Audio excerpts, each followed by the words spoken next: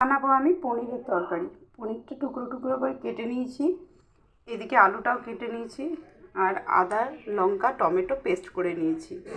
তারপর দেবো কড়াইয়ে তেল। হয়ে গেল, তেলটা একটু গরম হতে থাক। একটু পনিরে নুন মেখে রাখি, তাহলে কি ভেতরে পনিরের নুনটা যাবে। তেলটা হতে হতে ততক্ষণ মশলাটার মধ্যে আরও কিছু উপকরণ দিয়ে দিই। নুন দিয়ে দিলাম স্বাদ মতন, 1 চামচ হলুদ দিয়ে দিলাম, 1 চামচ জিরের গুঁড়ো দিয়ে দিলাম। তেলটা গরম হয়ে এসেছে, কয়েকটা পনির দিয়ে দেখি।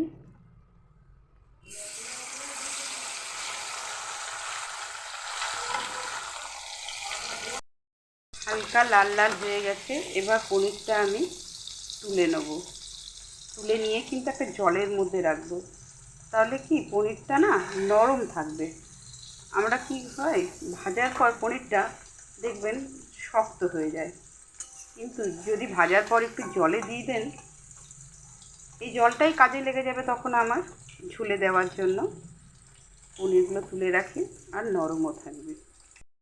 দুটো শুকনো লঙ্কা ফোড়নে দিলাম, তারপর আলুগুলো ছেড়ে দিলাম।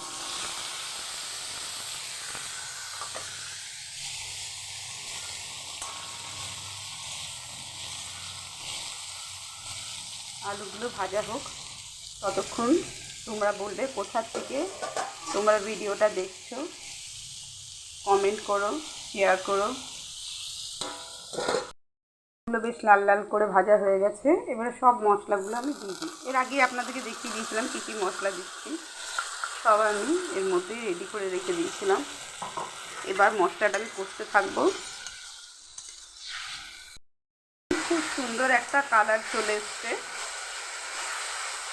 এটা কিন্তু আমি খুব অল্প তেলে করি। আমার হাজব্যান্ড এই তরকারিটা খেতে খুব ভালোবাসে, পনিরের এই তরকারিটা। তোমরাও একবার ট্রাই করো। মতন মশলা কষা হয়ে গেছে, এবার আমি অল্প জল দিয়ে দেবো আলুটা একটু সেদ্ধ করার জন্য।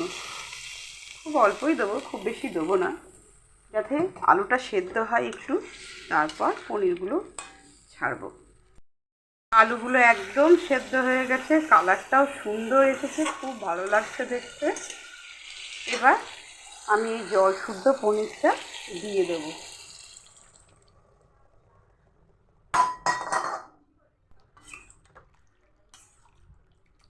একটু নেড়ে চেড়ে নেবো, যাতে পনিরের মধ্যে তেল মশলাগুলো ঢোকে ভালো করে।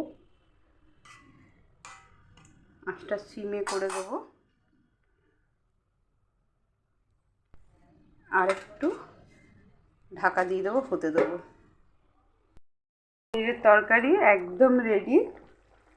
এবার শুধু একটু দেবো ঘি,